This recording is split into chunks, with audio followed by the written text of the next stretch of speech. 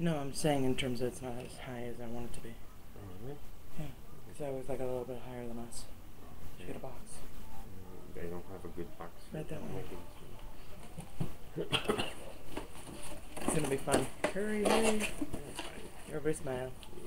You're just gonna have, a moment of. Hello. 1 second, please. Wow, I'm white. I told you our lighting is odd today. I don't know what it is. Wiggling. Moving, wiggling. Little movement, and then better. Thank you. My lips look all red. Okay. Like I'm wearing lipstick, but I'm not. I'm not as bad. You're way Here, let me close that. Oh, I see. See? Start talking. Say hi. You got the good side. Is that it? Good morning. Yeah, or you good talk afternoon, yourself. depending if you're on the East Coast or the left coast. This is Lee, and that cute guy. Hello. That's perfect, Paul. Yeah. Yeah. Is Paul, my tech dude, my financier, and And we're doing this on a bed today. and husband. You can't actually tell. Husband for over 22 and a half years, so. Ooh, we're doing the half now, huh? Yeah, I could do that. There you go. I'm still 12. That's right. So welcome. We're doing this from our bed today. Yes. I'm trying to see, because we Trying moved. to find the right place. We moved, trying to find the right place to be able to do this. We don't have our cute little red couch that we used to have. No. So we got some weird leaniness that I'm working on. I'm trying to get all sexy. You got fuzz on your Thor shirt. Do you like his Thor shirt from Nerdy Shirts? Yeah. Very cute, huh? Yeah. Makes him look very hot and sexy. Okay, it's a little better. There we go. You comfy? I'm working on Comfy? it. Would In you a like a moment, I'm blankie? about to lay down. In a blankie. Excuse me. So, yeah, this is relationship rehab. Yes. And in relationship rehab, we talk about what? Relationships. All kinds of relationships. Marriage, parenting, your relationship with yourself, your relationship with other people, your friends, your bosses, everybody. Because guess what? We are in relationship with everything. That's right. Even nature, because now that we've moved 3,000 miles away from one type of nature, because where we lived in Miami, it was like rural Miami. It's not like we lived in the city of Miami, which is all beaches and whatnot. We lived like out in the country side, where there was like fields and farmers and crap like that, and we had a certain type of afros. Yeah, it's looking pretty frozy. Here, let me check. Okay. Yes, we had what I like to call scary nature out in Miami.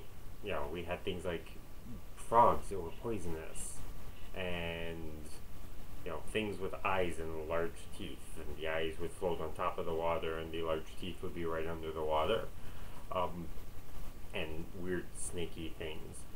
Was not a big fan of any of that. Basically, it was reptilian. Lots of reptiles. Very wet kind of things. The bugs were huge, and it was weird. And now, 3,000 miles later, and we're in the mountains, we have different, very different. Yeah.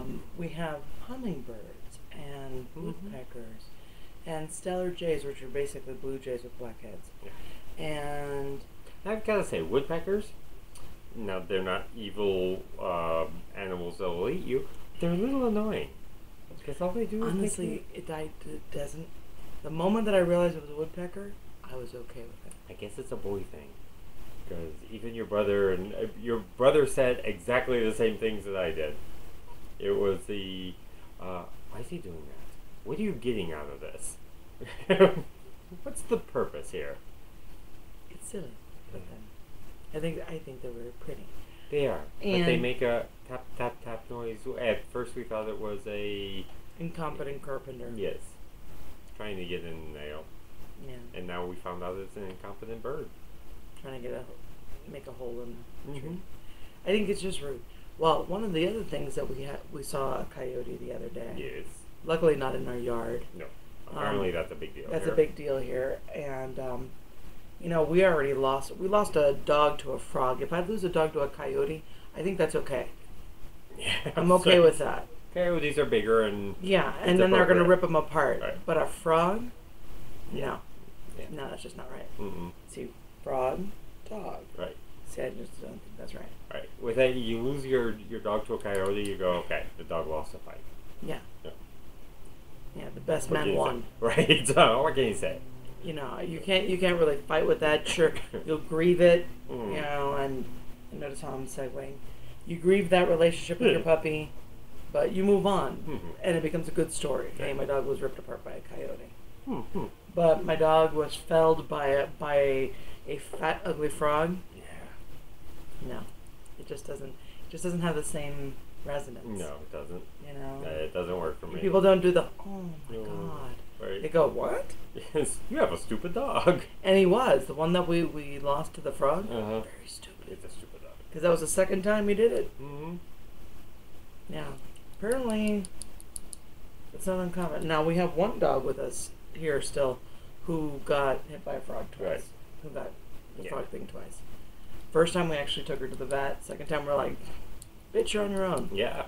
Because it was like $600 at the vet the first time. It's like, I love you. Yeah, but we can't spend $600 a week on you. Yeah, because it was a week Right. later. You'd think she would have remembered. Yeah. But no. Yeah, that's a lot of money. Yeah. So anyway, we're here to talk about relationships, and one of the relationships we're going to talk about today, it might get a little bit mushy, is our relationship with our daughter. Now, it's not like we're going to talk about our daughter, we're going to talk about what's going on. And what's going on is that on Monday, today's Friday, we start the trek over to take her to college. Yes. And she will be about, what did I figure, about 1,400 miles from us. 1,400 miles from us in college. And It's in and up, right? in and up. Yeah. Yes. By We're way of we are in California. She'll be going to Colorado. Right. And because of the fact that we've moved, I mean, we just recently moved. If you have never caught this show before, it'll be 2 weeks on Sunday. Yeah. So We've been in California. Yeah. And this is really about how do we feel about this? See, this is a touchy-feely show. If you're not figuring it out, it's relationship rehab. Yes. And some people think that they could do rehab without getting mushy, and that's impossible. You can't rehabilitate relationships if you don't get into the feelings. Right. You just can't. And one of the things that ruins a lot of relationships is our inability to process grief. We're just not built for it, and we're just not. As a society, we are really more angled to get over it. It's all. You're right. Okay, suck it up. Suck it up. Okay. Walk it off. You give people a few weeks, you give people maybe a few months, but after that, A few months if it's something big. yeah, if it's something really dying, big, that kind of spouse dying, a child dying, Right. that kind of thing. After that, people get really uncomfortable with you, Yeah. and then the person who is actually doing the grieving usually tries to either takes it to the point of bereavement, which is where it becomes very complicated. What we call complicated grief is bereavement, and when I say we, I'm talking about psychotherapists, psychologists, psychiatrists. This is where it becomes a clinical issue to deal with your grief, and when you're not allowing yourself to go beyond the stages of grief, and yes, we all go through the stages of grief, and you've heard them, the Kubler-Ross things, the denial, anger, acceptance, bargaining, all that. But what we usually get stuck in is the initial sadness. And when we get stuck there, what we do is just kind of squish it. Shut it down. Shut it down. And we don't recognize simple change as grief. That's the problem that we have, you know. I mean, things like right now, you know, we're in August, which means that every household in America with school-aged children is preparing for them to go back to school. Mm-hmm. And what we do is we're like, oh, goody, they go back to school, they get out of our hair, and that's great, back to the routine. But there is a certain loss there. There's a certain grief there. Whether you get it or not, you're going to miss the little buggers.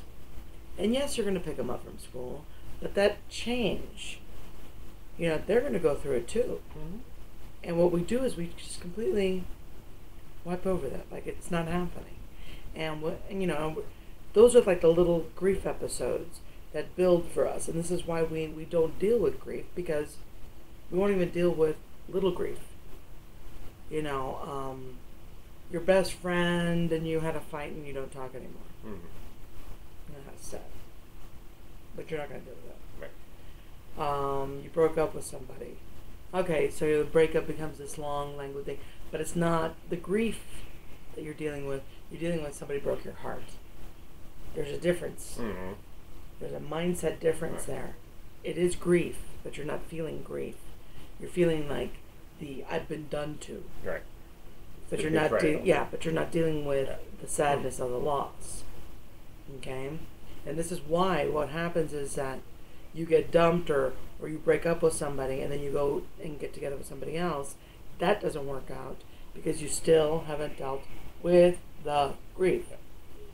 I realize we're not talking about sitting here malingering with, you know, with your sorrow for ever Lingering, and ever. not malingering. Yeah, well, lingering or malingering, actually. Yeah. How would you malinger with it? Hmm?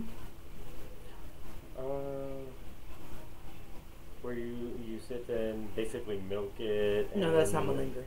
That's malingering. Malingering is that you're faking a disease. Well, that's basically what I'm going with. Milking is a disease. Okay. Yeah, is, you know, basically that hurt. faking So the- you're faking malingering the hurt. Right. Okay, yes. got it. So lingering or malingering in this Okay. case. You know, we're not talking about just, you know, keeping the grief going forever and ever or anything.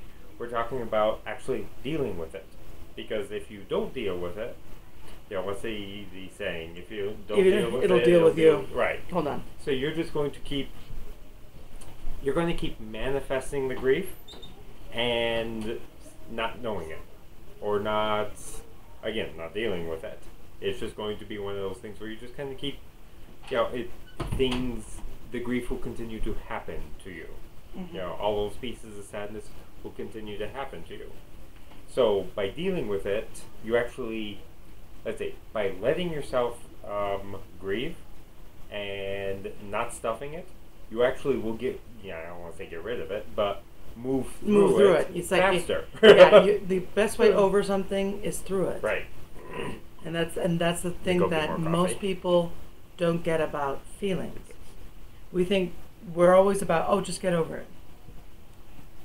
And just get over that Yes. and suck it up and whatever. And the only way to hopping get right to retirement without ever working. Yeah, it's you don't get to get to the goal without running the yards. You have to process those feelings to get through them. And then you find that you're not feeling it as much each time. And you're finding that it's not, but the thing is we do have like little relapses. Okay, just a quick aside. I deal with, when I talk about these things, I use a lot of addiction terminology because, well, one, I'm an addiction specialist, but two, that it all works the same way. It all coalesce in the feeling pot, as we like to say. When we relapse with something, it's because, let's say you dealt with why it was you were using drugs at the time.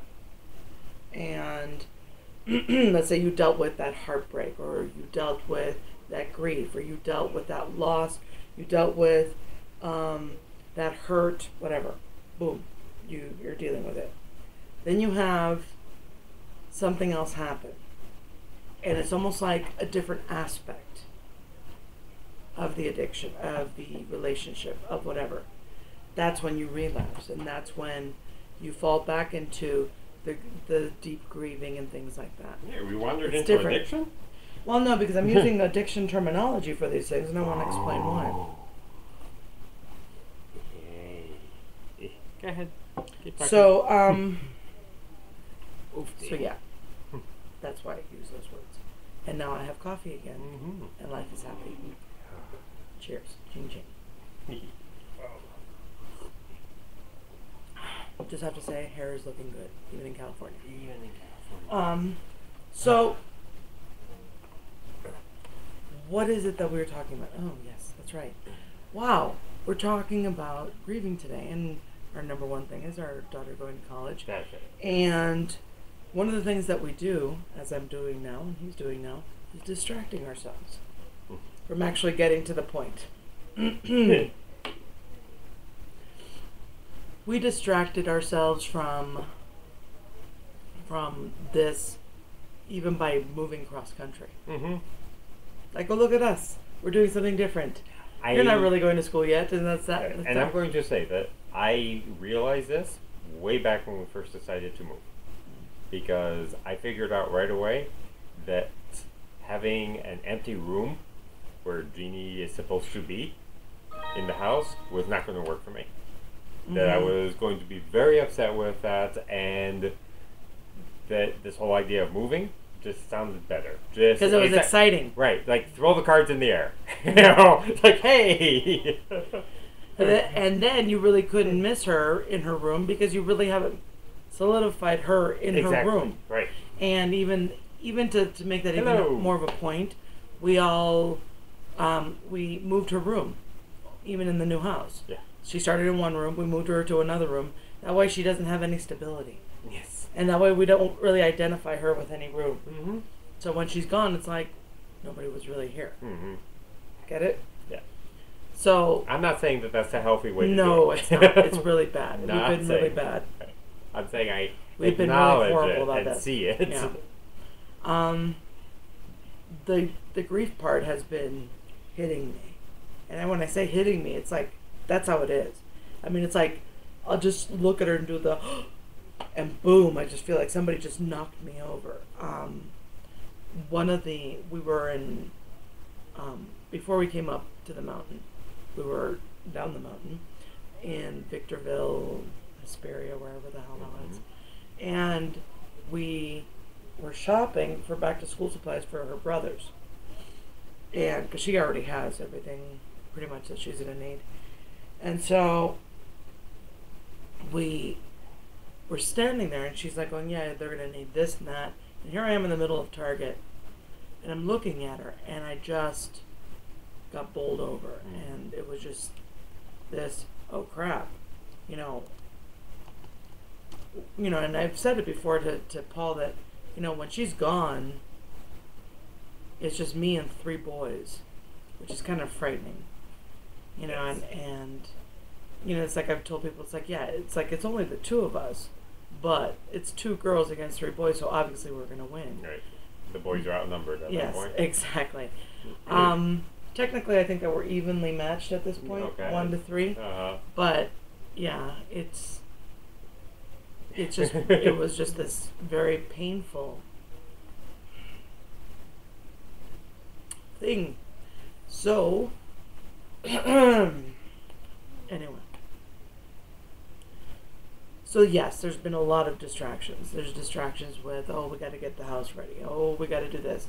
This one was distracted by bed skirts the other day, and I don't think it's the right color. It's like, what the fuck are you talking about? That's important. It's important stuff. It's important. And then the both of us, even, our daughter, my daughter and I just kept looking at him like, what the hell? He was distracted he likes being distracted. He's really good at being distracted. This is true. So that's one thing that we do. We make ourselves busy. You know, when we're doing, we don't have any time to be. And it's only when we are being that we get into our feelings. And it's very hard to get into your feelings when you are lugging boxes or you know, putting things away, washing dishes. And there's a lot of busy work that we've been doing. And, you know, completely admitted, you know, I invite you guys to look at how you guys do this, how you keep yourself entertained to not feel the feelings. One of the things that we do is like, oh, somebody passes away, oh, you take a few days off work. And then most people go back to work earlier because they just don't want to sit in the feeling. Because we have this issue in this society with wallowing. Right. You know, and yeah, I have a big issue with wallowing. As a therapist, I hate wallowers. However, initially, when you are experiencing the loss, you need to sit with a feeling. You need to just be. You need to stop the chatter, stop the busy work, and just be. And, you know, it's like if more people did that in the society. Yeah, you see, actually, that is one of those things that they portray pretty well in, like, all the sad kind of movies, the Steel Magnolia kind of movies, where, you know, you'll see the grieving person is, like, busy about the house, and they're doing this, and they're doing that, and the one person who's usually the more enlightened of the friends is that you've got to stop it, and they grab them and stop them, and right when they stop, that's when the person starts to cry and really break down. Right. It is that stop thing, and then they hug, and everybody in the audience cries. Right. No. But then we think we do it once, and then we're all good. Yeah, right. No, because what ends up that's what we see in the movies. Yeah. What ends up happening is that the feelings keep bubbling up. You know, I've mentioned this before. We've mentioned this before. Our brother-in-law, who's a therapist, talks about the cameras, right. And that when you're going through life, you have multiple cameras that capture things, and it's a different aspect of things. So you think, oh yeah, I've dealt with that. Well, no, you might have dealt with this. You might have dealt with the hurt of this, but you didn't deal with the betrayal of this. So it's the different aspects of the same trauma. So in grief, you have the same thing. You have the different aspects of the same loss. You know, like if you lose somebody close to you, this person, let's say, was your friend. Well, they were not just your friend. In another way, they were like a sibling to you, or they were like your confidant. And it's that different aspects of the same person. So that's what you have to grieve, every single aspect of that. I know it's tiring. I know it's like overwhelming. And that's what we do. We're like, oh shit, this is way too much, so fuck it, I'm not going to do it at all.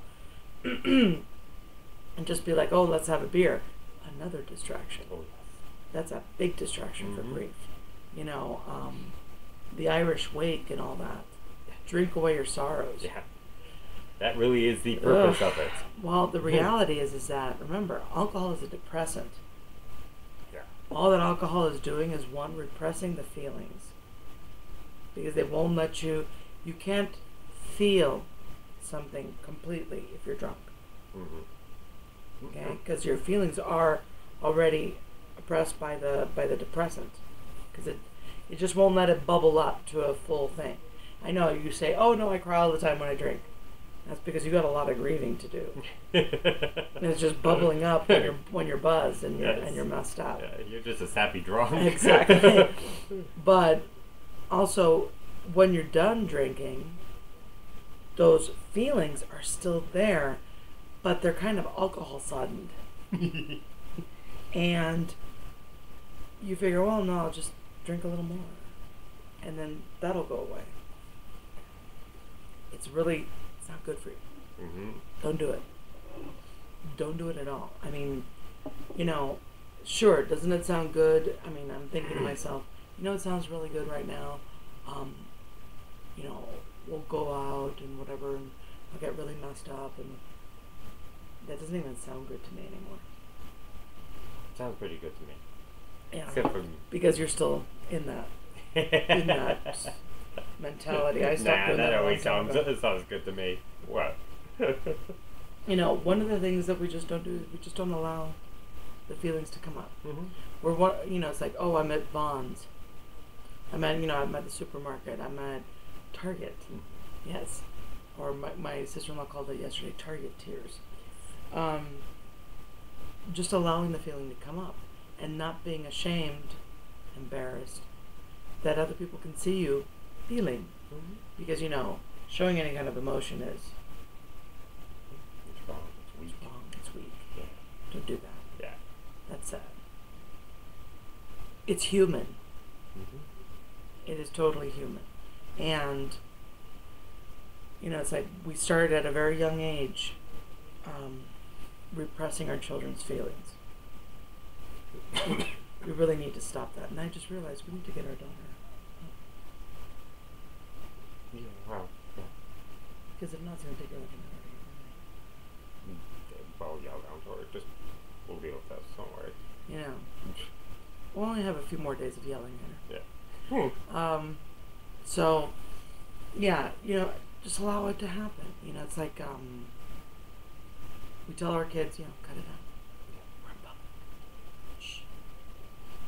Or one of the things that we do with people that are feeling is like, okay. And it's this, okay. And you're smacking them in the back, telling them, okay. Okay, that's what guys do. That's a guy thing. And the guys even do that to women. Women will be like, okay, you can cry it out in the bathroom.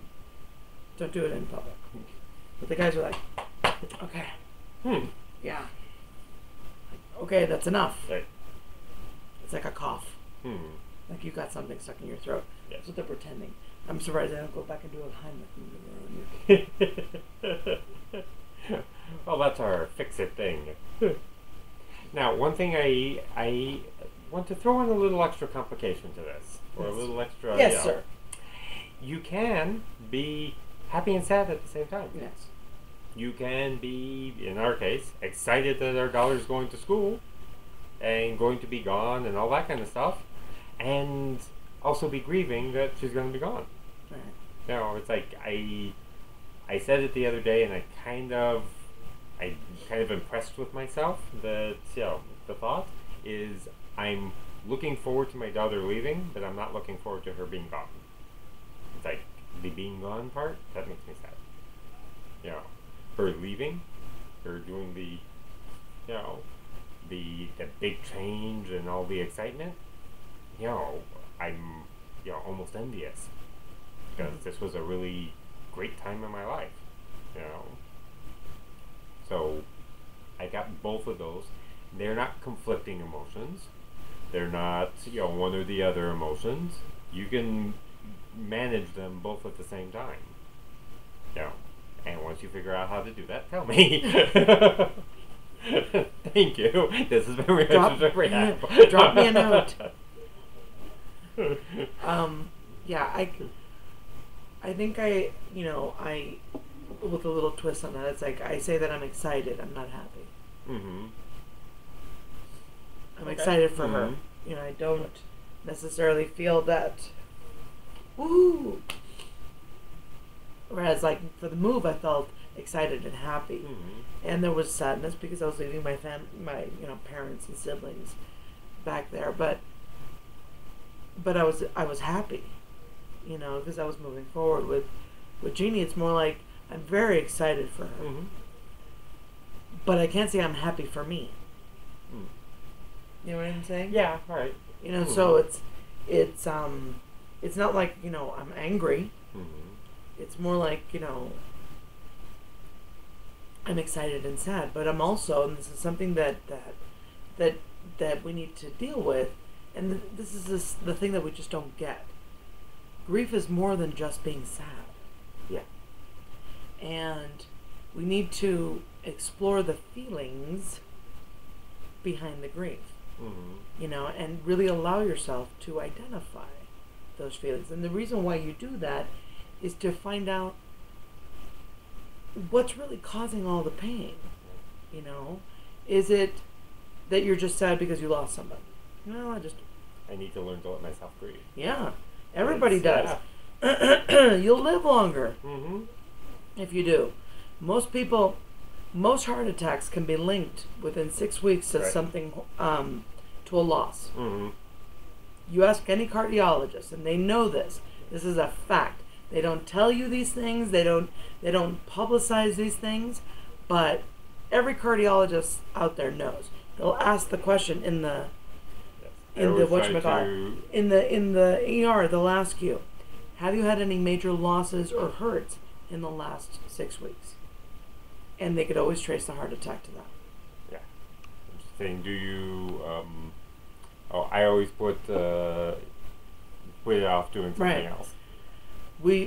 I don't know if you came in Linda Latina for that, before that, but it's the being and the doing. The only way that you can get into the feeling is if you stop doing. Mm-hmm. You know, if you are Latina, and I get you, my sister, we are bred to do. You know, we were bred to, Yeah. you know, we need to have everything ready, and, you know, we're on the go, go, go, go, go. And because of this, we, as, you know, Latin women, we're really good at squishing our feelings. We don't have time. And we're not allowed to, you know, because even if there's a death in the family, who's going to handle all the crap? And even as women, I mean, because you got the double whammy.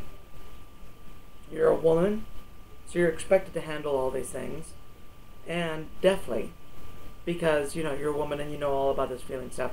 And two, you got to make sure everybody else is okay. And that's why it becomes so important to surround yourself with healthy people who understand I need to stop. I need to sit down. I need to, you know, make myself a cup of international coffee and look out the window and allow myself to cry. That's what you need to do. And that's the only way it's going to get done. It's not going to get done by cleaning the kitchen one more time. It's not going to get done by planning something else. It's not going to get done by you know, helping somebody else get over something. The work only gets done when you do it. And it is work. It's real work. It's work that you have to do. Because if not, it's going to sneak up and bite you in the ass over and over and over again. You know, my dad, his dad died, how old is my brother? So my grandfather died 38 years ago almost, in October. He died a few weeks before my brother was born. My dad was just destroyed by that. My dad basically allowed himself to grieve that day, and then busied himself with other things like, you know, oh, his son is being born, and oh, how exciting, and blah, blah, blah. My dad, 38 years later, can't talk about his father without breaking down. That's because he has what we like to call complicated bereavement. Everything goes back to or about his dad's death 38 years ago. You know, his mom died, 9 years ago? He doesn't cry about that. He doesn't, you know, get all messed up every time he talks about that. He gets messed up about his own father because he didn't allow himself to grieve. Didn't allow himself to feel it. He didn't allow himself to think of a world without him before he died. Okay? And that's what complicates your grief. So stop and just be. Yeah.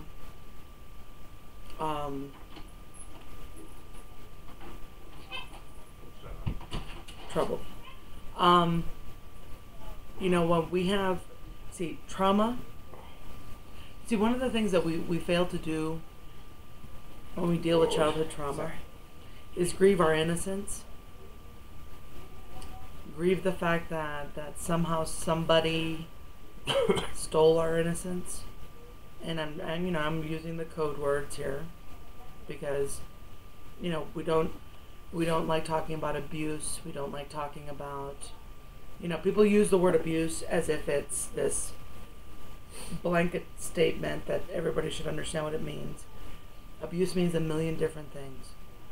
Okay? Even if you lived in a household where there was very little affection, that's abusive. Kids deserve unconditional love. Kids deserve a childhood. Kids deserve to be innocent. Kids deserve to have fun and be stupid. All those things. If you were denied those things, you lost your innocence at a very young age. Whether, and when we say the loss of innocence, we think, oh, well, somebody raped them. No, not necessarily. Could also be physical thing. Could be living in a very highly sexualized environment. Knowing that one of your parents was, philandering. All those things. There's a lot of... Yeah. Because you never dealt with it. And that's the problem that most society has. We think that, oh, well, that was years ago. You should be fine now. No. Because what you're going to do in some microscopic way or in a macroscopic way, you're going to relive that abuse. You're going to relive that trauma in your own relationships. Now, when we talk about rehabilitating relationships, we're talking about going all the way back to the first nurse who put your Pampers on. That's what we're talking about. It's not just about, oh, you got a problem with your husband, let's deal with that now. Well, you want to deal with your husband, you need to deal with your dad and your mom. That's just the way it is. The only way you're going to rehabilitate this is if you go back and you deal with mom and dad. Because the only reason why you're having problems here is because of your mom and dad. Because you chose your partner based on your mom and dad. Right. Based on things that you learned. Right. I mean, it's like I chose a man that was so anti my father in some ways. And I knew that, and I was very conscious about that. However, there are some parts of my dad that I adore. And I got that in spades. Okay? But it was acknowledging that there was that part of my father that I could not accept in another person. I just couldn't do it. Right? And then I found somebody that was like me in that respect. It's like, okay, I don't want to live with the constant threat of cheating. I don't want to live in the haze of philandering. My dad did that. Don't like that. So when I meet a man and says, you cheat on me, I'd kill you. I swoon. Yes, that's right. It's love. It's love at first sight. Anyway. Well, what? We're busy, dude. Yeah. Talk fast. How do you turn on the... You don't. I don't. You don't. It's not plugged in. It's not plugged in. You can't play it. Okay. Bye-bye. Go. You cannot play it. Go. Close the door. Close the door. We have visitors. Yes. Obviously. My brother came in a couple of days ago. They're leaving today. And obviously they're pissed on Anyway, one of the things that we when we're grieving, it's like when you say that sometimes it hits you. One of the things that we don't do when we grieve is like when I say is break down that grief. What's the stuff behind it? I know that for me, for my daughter, fear. Fear is a big one. Yes. Fear is huge for me. And is it fear for her, her ability to take care of herself? Yeah, there's some of that. Is it fear because it's mostly fear that she won't talk to us. Right. Because this is where, the metal, this is where where the, yeah. Ooh. Yes. Oh, that makes a lot of sense. Yeah, because you were never allowed to. Right. See, innocence is equated with with weakness. You know, adults, sick adults, and I'm going to say it that way because my show and I can say what I want. Sick adults equate innocence with being weak. Okay? When we are children and we are innocent because we don't know and we don't need to know, we are weak. Adults feel the need to learn us good, teach us these things, so that we're no longer weak. And that's their own shit. That's their own trauma being superimposed on us. Okay? Right. If si me entiende? Got it? So, when we allow ourselves as healthier adults to go back and reparent ourselves, because that's the only way you get to be healthy. Because you're not going to count on your parents, you know, for being the healthy ones on this one. You need to go back and reparent that inner child, that little girl inside of you that got hurt, that was told that innocence is weakness. Because then that word weakness becomes this like key word of ugh, and being weak is just gross. And you know, as Latin women, weakness is like, oh my God, if you're weak, the guy's gonna just shit all over you. And if you're weak, your kids are gonna cry. That's like this, you know, weakness is like that go-to word for us. So, yeah, we need to redefine that. There's power in emotion. Being emotionally available and vulnerable is where your power lies as a Latin woman, as any woman. You know, I am more powerful because I can cry without ever feeling weak. I am more powerful because my tears kill their anger. If you get me. Because anger is a petulant thing. Anger is a baby feeling. Sadness and fear, those are powerful adult feelings. You know, those are, you know, real feelings.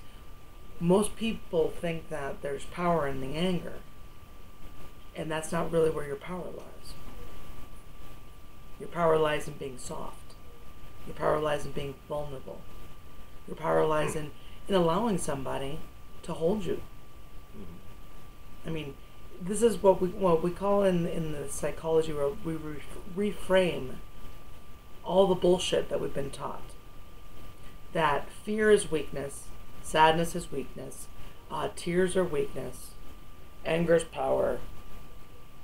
You know, being frustrated and angry and petulant.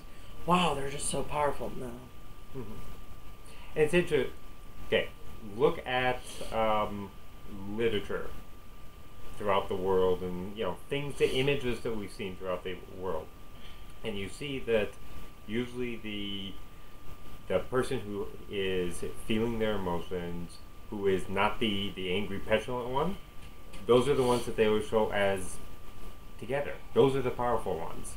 You know, it's like the image, the old the pollution commercial with the Indian looking at the pollution and he's crying, you know, with the one lone tear. You know, it's like there's a reason why they use that image, because that is the image of somebody who's feeling something.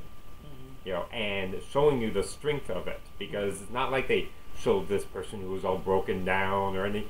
This or is shooting people for throwing things out of right, trash out their right, windows. going at this isn't. This was, you know, and so the image was very powerful. And you know, literature, I tend to go to the archetype because that's important to me, and that's a good way for me to understand things. So you see that kind of stuff. You tend to see that, you know, when they show, you know, in like Greek mythology and stuff, Mars was not the powerful one. Okay, he was, you know, he was the big fighter, and you know, great to have him in war because he was the god of war. But he was basically the stupid one that would be taken down by his own people. Okay, if you don't know the story of Mars, basically he was always surrounded with some of his own people, and if he got wounded in any way, his own people would attack him. Okay? How nice. It's a great and you know, and if you think about family systems, if you have what you would consider, you know, your typical angry dad, petulant, you know, and everybody's gonna do it. The moment that he breaks down, the whole family just tears him apart. Mm-hmm. Because it's like it's a false power. Yes. It's power through intimidation. Mm-hmm. Real power comes from being powerful. Right. Whereas somebody like Athena was she was wise. She was intuitive. Yeah. And that's where her power lied. Right. But I mean, it's very common in patriarchal families. You know, Latin families tend to be, you know, the patriarch, you know, does all the boisterous stuff, but we know who runs the show is mom. Mom is the one that runs the show because mom's the one with the power. I feel like I have a lot on my shoulders. Yeah. Mm-hmm. Because you gotta let it go. Right. Because you're carrying it. Because you're carrying it. You know, it's like, it's a choice. Mm-hmm. It's always a choice. Right. And we're taught that it's not a choice. It's something you gotta deal with. Mm-hmm. Well, no, I don't. I choose to be in family. I choose to have these friends. I choose to be in this relationship. I am not stuck with it because I am not a victim of my circumstances. When you decide, I choose to carry this, right, the load becomes very easy. Mm-hmm. You know, why? Because you see the power in it. The power of choice changes pain to power. Power of choice changes, you know, feeling of weakness to power. You know, it's like when you turn to your oppressor or your abuser and say, I am choosing to be with you. You don't make me do it. That just blows everything away. So I think I forget if I have a nervous breakdown because everything falls apart. And I understand what you're saying. Mm-hmm. You know, that you're living the almost like, and I hate to say this to you because it sounds kind of mean, but it's not. You're living the novela mm-hmm. that every Latina is supposed to live. Yes. Actually, in a way, I was about to say that. It's the, poor, I remember growing up and in my day, the big novela was Natasha. She was like a little maid, like a scullery maid, whatever. And, things just kept happening at her. And at the end, she got the guy and everything was wonderful. But it was always this, she just kept getting shit upon shit heaped on her through the whole thing. And I remember I loved that novela. It was just like, oh, and then the song was like, oh, Natasha. I mean, it was really just, you poor pitiful woman, look all the shit that's happening to you. And whenever any gleam of happiness, some bitch would come and like steal it away, or some guy would be like, no, you cannot have it, whatever.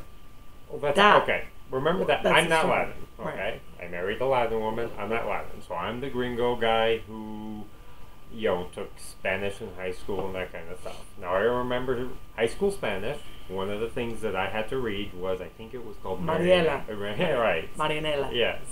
And she had a hunchback and fell in love with a blind guy and ended up dying, or he died and she died and everybody died, and it was a horrible story.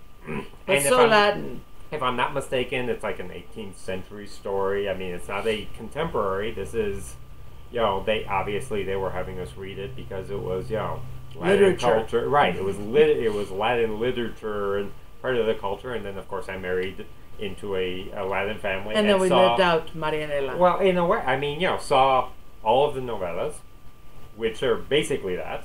I mean, in one way or another, it's... it's always the girl that's put upon. Mm-hmm. It's always that, it's that the poor ugly Betty, girl. it's the... Ugly Betty, La Usurpadora. Remember we saw that? We saw that one. So if it's not some histrionic backstabbing thing, then it's some, fragile girl who's just going to keep getting beaten down and beaten down the end. No, but at the end she finds love and all is good, or something, because that's the distraction. Right. Let's forget about the fact that she's been shit on for 25-30 years. She's yes. He loves her.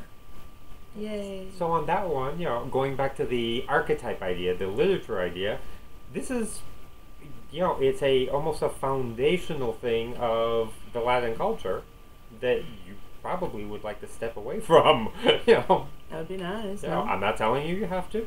Like I said, I am not Latin. No, I mean, and the thing is, it's not. You don't have to step away from anything. You just need to reframe. Right, reframe. It's look at it. It's look at the same situation with a different point of view, and that different point of view is, I choose this. I'm responsible for this. The moment you do that, everything changes. Like when I think about my daughter leaving and all that, what gives me strength is wow, we did a good job. This was our goal. I mean, I could sit in the victim. Like right now, I've got my mom 3,000 miles away going, I never thought I could live without you. Oh, I can't do this. She's sitting in the victim. Right. And I can't do that. One, because I got 2 other kids and I got my husband here.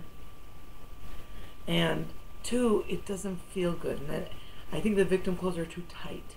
And after so many years of working so hard not to be, I just don't want to be there. So I feel like our culture needs a different mindset when it comes to the whole topic. Now, I'm course. going to say, as far as I'm concerned, all cultures do. Yeah. May I share a piece of my kind of crazy? This is actually where, now this is probably a uniquely Paul-esque kind of crazy.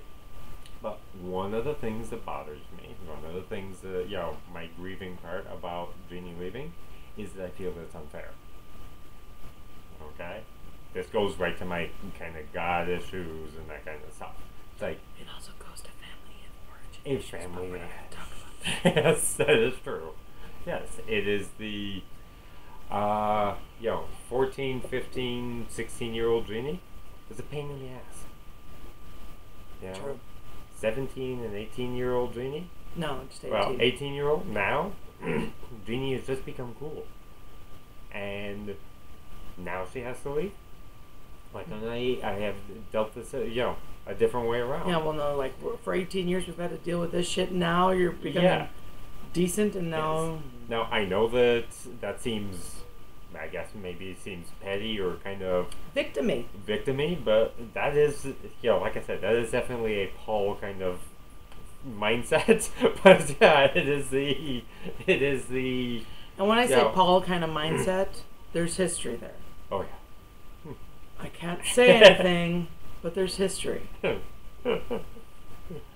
yeah, this is one of those. I find it unfair. Yeah, unfair.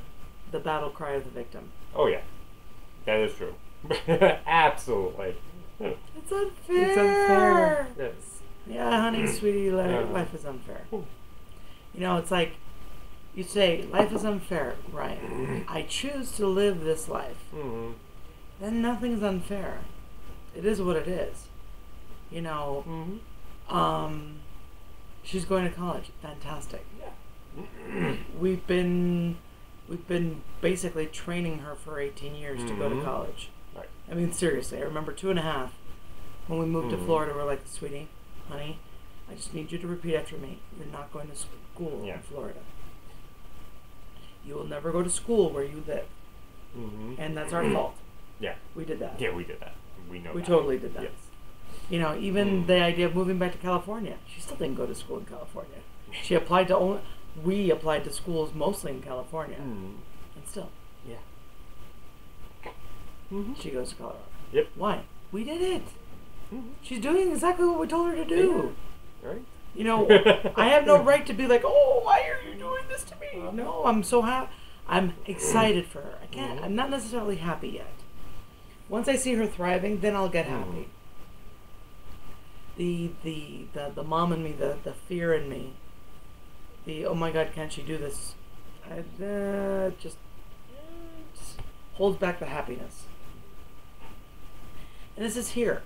I don't know how I'm gonna feel on Thursday when I'm driving. When I say goodbye and I'll see you in a month. It's interesting. I was talking to Jeannie yesterday about this, and this is where, she's our daughter, because I asked her, it's like, where, I know that because she had already said that, she has fear, which is logical, but, she's also very excited. And basically, one of the places she's at, which, in a way, I'm also, is okay, let's just get this handled already, because we do know also that dealing with grief is really tiring, and dealing with being stuck in the fear part, and what's gonna happen is exhausting. So at some point, like in my case, I find myself just kind of popping. Even when we moved here, we did get to the point where it was, love y'all, gonna miss you, weep, weep, weep, cry, cry, cry, I need to get out of here, because I cannot maintain this anymore. I cannot maintain this level of crying every time I see you, and like we did with what was that? Saying goodbye 8 million times by accident. It's like, okay, how many times do I say goodbye to you? Yeah, but that's the thing. It's like, and you need to give it a voice. You need to say things like,